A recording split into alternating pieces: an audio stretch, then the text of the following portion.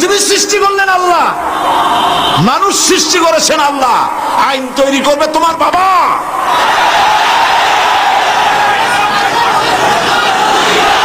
আইন তৈরি করবে কে? কে তৈরি করবেন? আল্লাহ রাব্বুল আলামিন আইন তৈরি করবেন। আরেকটি জিনিস লক্ষ্য করুন, এই পৃথিবীতে থামুন, এই পৃথিবীতে একটা গাধার তৈরি করা আইন আর একটা গাধায় কিন্তু মানে না, ঠিক কিনা? একটা ষাঁড় আর একটা ষাঁড়ের আইন মানে না। গ্রামে দেখেন না, বিলের মধ্যে অনেক ষাঁড় ঘুরে বেড়ায়।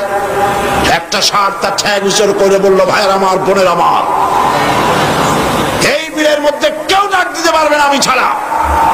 আর সব ষাঁড়েরা গরুরা লেজ উঁচু করে দৌড় মারলো। গরু একটা গরুর আইন মানে না, একটা ব্যাঙ একটা ব্যাঙের আইন মানে না, একটা বানর আর একটা বানরের আইন মানে না। আর তোমরা আশরাফুল মখলুকাত মানুষ, কার বাজানে কি আইন তৈরি করেছে সে আইন মানতে পৃথিবীর মানুষ বাধ্য নয়।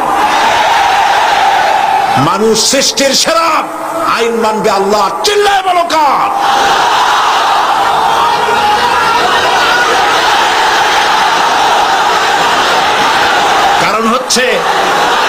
কারণ হচ্ছে আল্লাহ জানেন এই পৃথিবীর মানুষের চলার জন্য, বলার জন্য, তার অর্থনীতি, তার সমাজনীতি, তার রাজনীতি কিভাবে চলবে আল্লাহর চাইতে বেশি কেউ ভালো বলতে পারে না। এই জন্য আল্লাহ পাক বলেছেন লা ইলাহা।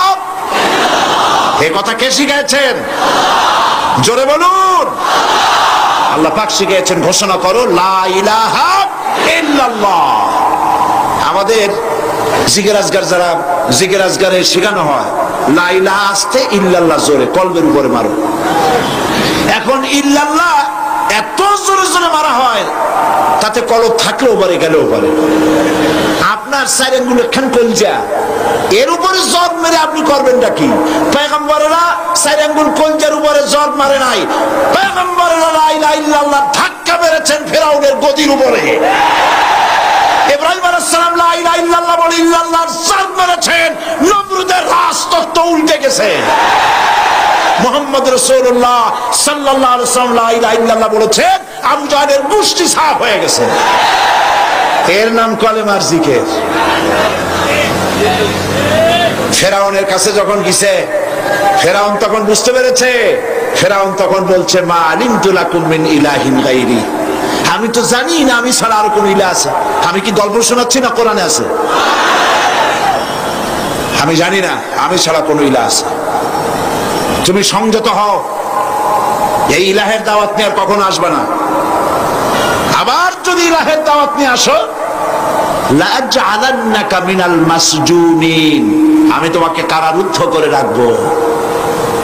ফেরাউনের গোষ্ঠীরা সবসময় জেলের ভয় দেখায়, ঠিক কিনা?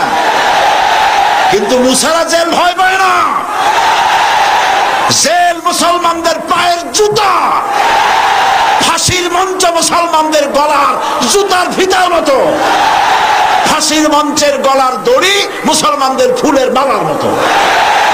এগুলি কি মুসলমানেরা পরোয়া কোনোদিন করে নাই। হযরতে মুসা আলাইহিস সালাম বলছেন, বেটা আমারে তুমি ভয় দেখাও জেলে, তুমি আমারে চেনো নাই। আমি মুসা কালিমুল্লাহ, আল্লাহর সাথে কথা কই, আমি আল্লাহর পয়গম্বর। তোর জেলের পরোয়া আমি করি না।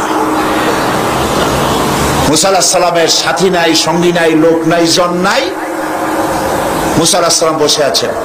আল্লাহ প্রশ্ন করছেন, ওয়ামা তিলকা বিয়ামিনিকা ইয়া মুসা। মুসা আলাইহিস সালামের কথা আল্লাহ কোরআন শরীফে কত জায়গায় বলছেন, সুবহানাল্লাহ। খুব আদরের নবী। মুসা, তোমার ডান হাতে ওটা কি? মুসা আলাইহিস সালাম বললেন, হিয়া আসায়া, এটা আমার একটা লাঠি। এই লাঠি দিয়া আমি ভর করে দাঁড়াই, এই লাঠি দিয়া আমি পাতা পাড়িয়া ছাগলের খাওয়াই, এই লাঠি দিয়া আমার ভেড়া, ছাগল ইত্যাদি অন্যান্য প্রাণী থেকে হেফাজত করি, এই লাঠি দিয়ে আরো অনেক কাম করি। এখন প্রশ্ন হচ্ছে, আল্লাহ জিজ্ঞেস করলেন এটা কি? উনি বলবেন এটা লাঠি, এত কথা বললেন কেন? এই যে পাতা পাড়ি, এই করি সেই করি, এত কথা বলার দরকার কি? দরকার এই জন্যে মুসা আলাইহিস সালামের সাথে আল্লাহ প্রথম কথা বলতেছেন। মুসা আলাইহিস সালাম চাইলেন এইটা জিজ্ঞেস করে লাঠি বলে যদি ছাড়িয়ে দিই, তাহলে আল্লাহ যদি আর কথা না কয়, একটু কথা লম্বা করি। আল্লাহর সাথে কথা বলার যে মজা, সুবহানাল্লাহ, তিনি লম্বা করলেন। আল্লাহ বললেন, লাঠির যে ফজিলত তুমি বলছো ওইটা আছে, কিন্তু আর একটা জিনিস আছে লাঠির মধ্যে, যা তুমি জানো না। তুমি লাঠিটা ফালাই দাও। মুসা আলাইহিস সালাম লাঠি ফালাই দিলেন। লাঠি যখনই ফেললেন, হিয়া হাইয়াতুন তাসআ, বিরাট সাপে পরিণত হয়ে গেল, অজগর হয়ে গেল। মুসা আলাইহিস সালাম ভয় পেয়ে গেলেন। নবী হোক আর যাই হোক, সাপ দেখলে কেনা ভয় পায়? আল্লাহ রাব্বুল আলামিন হযরত মুসা আলাইহিস সালামকে বলে দিলেন, খুযহা ওয়ালা তাখাফ সানুঈদুহা সিরাতাহাল উলা। খুযহা, ধরো, ওয়ালা তাখাফ, ভয় পেও না। আল্লাহ বলছেন ধরো, ভয় পেও না। এখন যদি ভয় পায় তাহলে সর্বনাশ হবে না? সর্বনাশ হয়ে যাবে। যেহেতু আল্লাহ বলেছেন ভয় পাইও না, ধরো। মুসা আলাইহিস সালাম সাপ যতই বড় হোক, আল্লাহ বলছেন ভয় পাইও না, তিনি ভয় পান নাই, ধরেছেন। কি হয়ে গেল? আবার লাঠি হয়ে গেল।